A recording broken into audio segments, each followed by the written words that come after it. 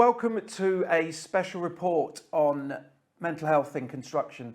This time next week, I'm going to be recording the news in association with Construction News to give you video highlights of news headlines across the construction industry. But I've been working with the Office of National Statistics, a government agency which give you data and details of all different demographics, socio-demographics across the country.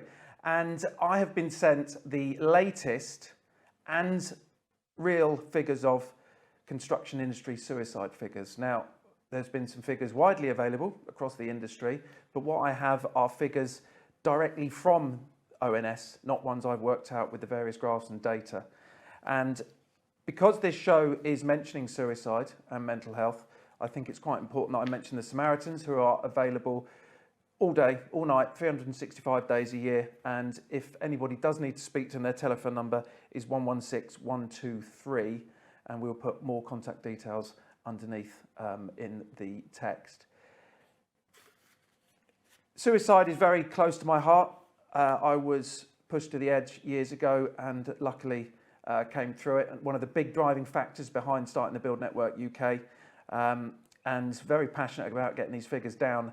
And it gives me great pride to introduce a brilliant guest, Steve Kerslake, founder and CEO of Construction Sport. And as people are probably well aware, we've been working together the last few years on this very topic. Now, if you don't know Construction Sport, where have you been? But more importantly, go and have a look. Working proactively on mental health. And what that means is playing sport, going out in fresh air. Steve, talk us through the Tractor Fest. I mean, yeah, what a great, got a lot of coverage as well. So first of all, welcome, but talk us through the Tractor Fest. I'm back down to earth. It was a busy month actually, yeah. So yeah, we were headed from London to Donegal, 26 tractors left Hendon, North London, the claddering, and descended across the country, descended on Ireland basically, in Northern Ireland, all the way through Northern Ireland. It was great. It was a lot of business owners in the construction sector. All the Irish side of the construction sector was unbelievable. And in terms of lessons to me of learning about the industry from their side, it was amazing. But yeah, they're as well as being part of the construction sector, they've all got a passion for vintage tractors, and they come to us and said, we're going to be driving our tractors from North London to Donegal to raise money in support of us and Western Care Association, a charity on the west coast of Ireland. And it was unreal. It was unreal, just the whole experience. I only went to Liverpool. I'd done the first few days of them, drove from pretty much, I was there in the morning of it, and then headed up to Liverpool with them over the 3 days. And then our team behind the scenes flew over to Belfast and met them for the back end of it. But I didn't even get to Ireland with them, but I experienced them for the first few days, and the lads behind the scenes on our side just said kind of what it's about. But teamwork, camaraderie, just passion for what your interests and hobbies are, and support of each other. Like, you couldn't, every morning someone was filling up your tractor. It was probably doing it for me because I didn't know much about the tractor, but I was driving one. My tractor was looked after. If I had any problems, how to do it, I was taught. Literally, they just helped, not because I asked, just because they wanted to help me. But they all done it for each other, and I noticed that every single day. Even Teamwork, even into the evening. And trust me, the evening was a long evening, put it that way. And them guys know how to enjoy themselves. It was fantastic. But they all look after each other, even to the point. It's the little things, just like when it come to going back to the hotel that night, the minibus was there waiting for you. They made sure everybody enjoyed themselves and took them to bed, got them up in the morning, got them on the tractor, and everything that kind of epitomised camaraderie was displayed on show there. And I said, that is what mental health support is. That's helping each other without even talking about the topic. It's just being there for each other, no matter what it is. Not from a mental health perspective, but just in general with society or. Well, that's the key thing. Please go and follow Steve and his charity Construction Sport, because we believe, and I think a lot of other people do, we need to be more proactive. Trust me, when you get to the end, you're not going to start downloading apps or using text numbers. Some people will, but we feel if you nip the problem early doors rather than wait until the end, you're going to have more success. That's our belief anyway. Now, we've had a smile. We've talked about a wonderful tractor trip, raising awareness and funds, but suicide is not a positive or glamorous subject, but we do need to address it, especially in construction, which has the highest suicide rate in any industry.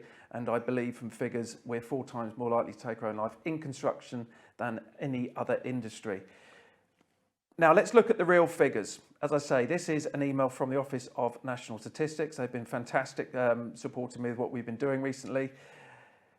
The figure that we've had in the media, across the industry, for 2021 in England and Wales, construction industry suicides has been 507. But actually, according to the Office of National Statistics, 2021 in England and Wales, it was 668, which is obviously a big difference. Now, this is a figure which hasn't been used, but more importantly, the latest figure from 2022, according to the Office of National Statistics, which has been emailed to me, shows an 11% increase on 2021 to 749. Now, that is sadly a big jump.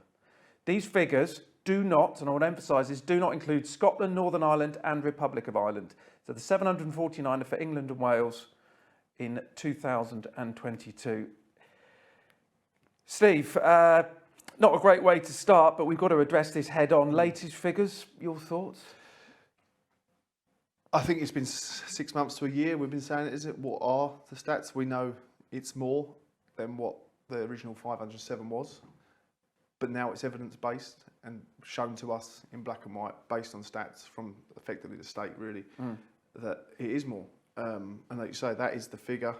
This is taking into consideration people who deem their job as a profession, I suppose, and how many of those people aren't deemed as a professional in a certain job and would be put down as maybe someone who just works as a labourer somewhere or jumps between job to job, pub to pub, literally site to site. But interesting, and I think we knew it was coming, and God forbid what it actually would be if we took into consideration Scotland, Republic of Ireland, Northern Ireland, because that is, as we have been, just in May alone, we've been, well, as an organisation, Construction Sport, we've been Scotland, Ireland, Northern Ireland and the UK, and personally went to Wales as well in the last month. So it's really interesting seeing all of that. Now the figures here are based on obviously Wales and England. You can see it, I have personally seen it, the differences between the countries in the last month as well and their approach to it. And you had a lot of positive things to say about Scotland, the way they're addressing this. Yeah, because you spent a bit of time up there, as you say, last month. Yeah, I was really surprised. We only went there on a rally of the country, went up to John O'Groats and back, stopped at Edinburgh, just outside in Edinburgh, and also Inverness and John O'Groats, and then come back that direction as well, come through Glasgow. But they want to do more up there, and they were literally really talking to us like, can you just throw some ideas at us? We want to do something, we want to do something, we want to do something. We don't like the idea of not doing something. And there was a real proactive push just to get anything out of us. And it went from literally, I said, why don't you just put a dartboard in the canteen? And they loved it. Oh, that's a brilliant idea. And they were really like, wanted to, just do that, why not? It's so easy. So they were proactively coming to you? They were like, asking us on site, just chuck some ideas at us. And like just help us brainstorm sort of thing. And in Ireland, with all the Irish guys we just dealt with the last few weeks as well, you can see them guys like, we need to do more, what can we do? And they literally, well, they were from even a different approach. They were literally like, just helping each other as much as they possibly could. But you come back to England, we're such a backup. But you just said to society. Me, the Holy Grail, working together. Yeah, 100%. Not that you know the next question, but that's perfectly into it. Yeah. So what are we now, June? July last year, a meeting was called Central London, not far from here, for charity CEOs in construction, industry leading organisations to work together around mental health. Now, obviously, these are kind of volunteers. No one's getting paid to do that meeting. And I think because everyone's so busy doing their own thing, nothing's really come of it. But that's not against anyone. I just appreciate, we talked about it before we started recording. We need to work together. But you've come up with an idea that we discussed. We almost need this as a full-time role for someone. Yeah. CEOs and directors of big firms, small companies, they've got their day-to-day job. So your thoughts, almost a separate group, committee that can focus solely on it and pull the industry together. Yeah, I think it is. And I think, credit to that meeting coming together last year, because no one's obviously brought those people into that room together as it was. But it shows there's a need and a thirst for something to change. And that's why all those people were in that room that day. Despite the outcome of where we are today, I know it is what it is, but it shows that people want that. And we see it again, looking at other organisations, trade bodies and all stuff around the industry. They're great, they look brilliant, but everybody who's running those things has got their own day job. Like you see it even on site in terms of mental health awareness on site and stuff. It's not that, let's not bring in a professional psychiatrist who can really help. Let's give someone else a title pretending that they can help people on site when they've got so much on their plate already. The topic is too heavy on shoulders for people to have it as a sideline position, I believe. And I really think the industry has got to put a fully dedicated body together that oversees this subject, because that it'll pay for itself if these figures around how much it costs the industry every year. It'll pay for itself, the position, but you can't have it as, and I think you see it, we hear a lot going, or the organisation, the leaders in the industry and the leadership parties as well, is that there's a lot of negative press out there for them, and there's a lot of voice questions of what do they do. But the thing is, they've all got their own jobs, so it's hard, especially in a day like today, Lloyd's society and the cost of living crisis and all the pressures of companies going bust is so heavy on everybody. People haven't got time to do a volunteer role on the side. I've tried it, and it's impossible. I don't get enough time for myself, let alone a volunteer role. Not enough time for my family, but most of the time. But you kind of just like, if it's taken seriously, a party would put in charge of it on behalf of the industry to represent everybody. Taking 2 points from your answer, one thing which I think is evident, and you touched upon it, there's an awful lot of money being spent on mental health in different ways, millions, maybe tens of millions if you really break it down. With these figures, 2021, 668 suicides in in England and Wales construction industry, and then 2022, latest figure, 11% increase to 749. That would evidence, in my opinion, that what's in place isn't really working. Because you would hope, now I appreciate there's a broader spectrum that you said across life generally, so these figures will be worse, but maybe we need to look at other ways, because a lot of money, these figures aren't going the right way. When you mess up in life, I think I've always been taught, a lot of people would be, is you have to be accountable to accept it and move on, to show you what we've done, what I've done, what we've done, whatever it is this hasn't worked. Okay, what can we learn now? If you don't, what is it, Einstein, whoever it is, quote me on it, I think it's Einstein, isn't it? He says, the definition of insanity is literally keeping doing the same thing even though it doesn't work. To those degree, I know it isn't accurate, but it was along those lines. We know that what's been done in the last 10, 15 years, I think the records, if you really look back, the first ever report I saw was 2011 to 2015 about suicides in construction. So if we go back all the way to 2011 based on the stats that are out there, it's gone up every single year. So it shows there's we need to be accountable for whatever's been put in place so far is not enough. Whatever's been changed at the moment isn't enough. And then what has actually been put in place? What you can look at, and Nothing from government. Nothing from government. No, it's all on the ground, and we hear it all the time as well, because people come to us for ideas. What can we do? What can we do? And we're not in a position to advise people on how to stop people killing themselves. We can help as much as we can based on the way that we approach it with a sport aspect, because we know scientifically that sport and exercise plays a part in positive mental health. So you've got to look at what has been put in place. And I got on the bandwagon of this mental health subject because I massively disagreed with a mental health first aid course. I'd done it. I was then approached a few months later by someone in a bad position, and all the weight went on my shoulders because this person was about to take their own life, and I just disagreed with that, and that's why we are here today. But statistically, I know there is, because there's reports on it now available that show mental health first aid in the workplace is ineffective. It's been deemed as the go-to to sort out mental health problems in the sector, and it is showing, and I personally believe it's more dangerous than good, because we get people coming to us who put themselves down as professionals in that world because they've done a 2-day course, and you can't it's qualify not right. in anything in life of doing a 2-day let course. alone psychiatric support for people, or psychology, or whatever it is. 4 years, 5 Massively, years? it's insane. But how can we deem? And it's a quick, easy tick box. But what I feel the industry needs to realise is, why aren't in these big projects, these major infrastructure projects, if they're going to take the subject seriously, why aren't they employing a psychiatrist or someone from a professional background in the world of mental health who can study a project and understand it? I truly believe, and it is, a lot of these bigger organisations, and especially the leadership side, they think they're going to open a big can of worms. But I think they've got to realise it's already open, and it's everywhere, and it's all over your paper there, literally. Sadly, these figures, are supporting the fact that things are getting worse. I think the other point I was just going to quickly go on is, we've made it very clear in the meetings we've had, you and me, plus that one a year ago, with some good people in the room, we need to work together. Yeah. But we then look at government listen, and I've been advised on this, so I'm quite strong and passionate about it. Government very much listen to the Construction Leadership Council, which is great. However, in my research, that represents 2% of the construction industry, mainly tier 1, tier 2s. 98%, your groundworking firm, my extension firm, we're micro and SME, which is 98%. And I believe that we need a voice. And this is one of the reasons, again, the Build Network UK was set up to try and give everybody, one-man band painter, a decorator in Somerset, 4 tilers working in the Midlands. Doesn't matter, we want to be that voice. Because your big tier 1 and tier 2s are very different to the smaller guys. And we respect, I know we've had our conversations about the CLC, but what you said's right. They've got CEO roles, director roles, associate director roles. They've got full-time jobs.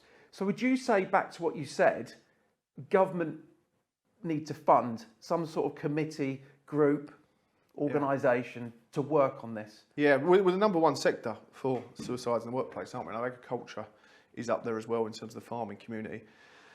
But in terms of the suicide and the numbers being so large, especially in our sector, construction alone, how big a part that plays in the UK, we're up there as the number one in terms of mental health statistics are wrong. So if there is X amount of billions, I think they're in now, says it costs the industry every year, why wouldn't you spend 200-300 grand on a number of roles for people to come in, take the subject very seriously, full time, and try and fix that? Surely that can be measured, and then people will justify their positions alone. And again, I don't think I think a lot of tier 1s especially are scared to put their foot forward first, and they think that by doing that, and I can see why, if you was ABC Construction, say, and you put your foot forward and say, let's really look into our workforce and let's employ someone from a specialist kind of psychological role to study all our workplace, that company would then go public with them results to make everyone, to keep everyone aware of the industry. However, there'll be competitors out there who just go, oh, look how bad they are, because they haven't had that measurement in their place. As you say, it's the opening up the can of worms, the drug and alcohol test, and if that was compulsory, how many people would come in on a Monday? Yeah. But in order to, that's obviously part of the mental health, which leads on to suicide ideations. It almost needs a big firm, a tier 1, tier 2, to go, right, we're going to give this a go. Yeah. We're going to work with the right people, and if we show some findings, support us, and this is our message. We're trying to be positive about working together to get this sorted. Yeah. So it's a very big question, Mr. Kerslake, but you're given a big pot of money. You're in charge. The $1 million question. Yeah. What would you do? Obviously, you've set your group up. What are the first kind of few things that you would put in place? I actually think we've overcomplicated it massively, and this whole, because it's psychology, because it's, I don't know, all the psychological support we need, people need to start understanding these big in-depth subjects, and they're scared about it because the back end of it is suicide. Everyone's terrified of it. But when you strip it right down, ultimately it comes down to enjoying yourself. If people enjoy themselves, they're going to feel positive, full stop. Now, that's not going to be 24/7, I get that. But the way is, if you can give people a bit of breathing space, time to have their head down and go, oh, I'm all right, actually. Okay, yeah, stress has been on Monday to Friday, but now Thursday afternoon, we're suddenly having a kick about, pushing it the way that we do it.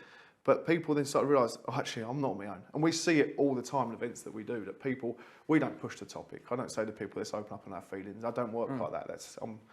I might be the same as many others, but I'm just a bloke who doesn't want to talk about my feelings in front of other people. But what I do want to do is have a great crack with people. That's all I want to do. But this is bringing this to a close. This is the positive side to it. Yeah.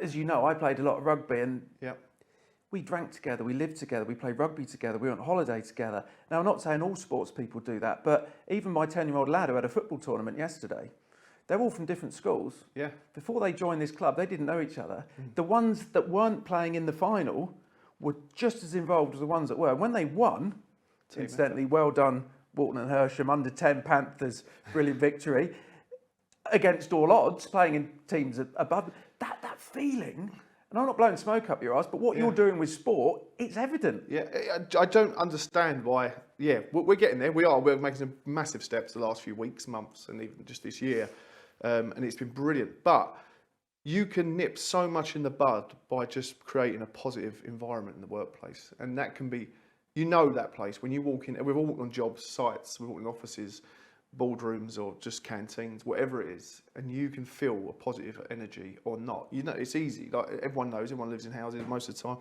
But you can go into any room and you'll know if it's positive or negative. Like, and that is the. You feel it. Yeah. So if you can just build that within your company, I'm no professional. We've got our own team behind the scenes, and it's tough, especially when companies are chasing to be paid, like we always are, and the industry always is. But when you get people in a like-minded position of enjoying themselves, it's just a win-win. And it's not a case of you've got to invest massive in your workforce. There's people within your companies on the ground who will be willing to head up a five-a-side tournament once a month or once a quarter. But you even went litter picking. So litter picking. Sport. You're out in fresh air, nature. I can't believe you picked up tons of the stuff. Yeah, exactly that. Yeah, but a few months ago, it was literally just going out there. But we had such a laugh because it was a random thing that we don't normally do. So just shoot and go out and do it, because you realise, you feel good about yourself as well. You've done your bit for the environment. You make yourself feel good selfishly, and that's what it's all about, really, because that rubs off on everyone else. But everything we do now, and that's what we've realised in companies, I'm like, if you can create, there's a reason why all these other industries do it. Blue light services, the fire brigade, ambulance service, police force, the military heavily. But that's not only to support the mental health of their teams and give them downtime, time to blow off steam, but it inspires the next generation coming through that they want to be part of that environment. So if we're going to, I always look at now, if you look at all the big major contractors in the UK, where are their social media strategies and stuff? If they're looking at really pushing out and getting apprentices involved, why aren't they on Instagram? Why aren't they on Facebook? Why aren't they on TikTok? Oh, another conversation. Yeah, exactly that. But that's exactly where your target audience are. Like, you need those kids to go. We all love diggers when we grow up as kids, and then we get to secondary school and it wears away. And then comes 16 years old, you're actually then 16, 17, 18 now. You're then deemed and told, obviously, you fall onto a site. That's where the failures go. So, like, this whole people are bred. We're naturally born. My kids love the idea of tractors and diggers. What I saw last week on the tractors, the smiles on people's faces. But that falls away, and it becomes an area where you just fall into construction. You don't get no support. COVID comes, you just still carry on working. People just carry on in construction. And see, what's interesting is looking at my mates that work, they're sort of office-based, sort of slightly going off topic, but they have, what do they call them, duvet days. I know it's an Americanism, where if they're not feeling great, they can just phone up and stay in bed or whatever, or go for a walk. You've got other ones that sort of say, oh, look, we're knocking off early today. We're going to go and kick a ball about, or we're going to go for a walk. Yep. They're a little bit ahead of construction. I think I'd love to see more of that, because the positive finish to this is a lot of fun can be had, which subconsciously is putting you in a better mindset. Yeah. So if you've had a rough weekend, if you've drunk too much, had a row with the other half, whatever it is, you're coming into work, rather than having that pressure, you've got to be done now, Yep. it's, oh, excellent, we're going to go and have a kickabout at lunchtime. Yeah. There's a lot of positive things to come from this. Yeah, and definitely. I said it all along, that construction's at a tipping point, but it's a damn good time to make positive change, and now is perfect. Yeah. So, Steve, thank you. No, thank you. We will put all of Steve's construction sport details, but very easy, stick it into Instagram, TikTok, you're on everything. Yep. Please follow, because Steve believes proactively we can sort this out. I think leaving it to the last minute is not the way forward. But please follow Steve, Construction Sport. I'm also going to put a link underneath to the Simaritans, just in case you do need their number. It's 116123, and that's 24 hours a day, 7 days a week. So, sorry, Steve. Just on that as well, huge credit to you, Andy, as well, for the Build Network, what you're doing. A huge thank you for having me as well. But I know, obviously, the work you've put into what's in front of you there, and it's obviously not just a print off the internet. There's a lot of personal time and effort got into that, and full credit to you, because it's the first time it's come out, and it's something we as an organisation need to see. So it's brilliant. I think it's important that we all start singing from the same hymn sheet. Let's create positive change. I think there's a lot of positives to be taken from this. Hopefully, if you're watching, if you run a small firm or even you're a tier one, let's start making these positive changes, because construction is a bloody good industry. It just needs tweaking. Steve, thanks again. Pleasure. And this time next week, first episode of The News. In association with Construction News, we're going to be recording the week's highlights for you to watch anytime, any place. Thanks for watching. We'll be back next week with the first episode of The Build Report.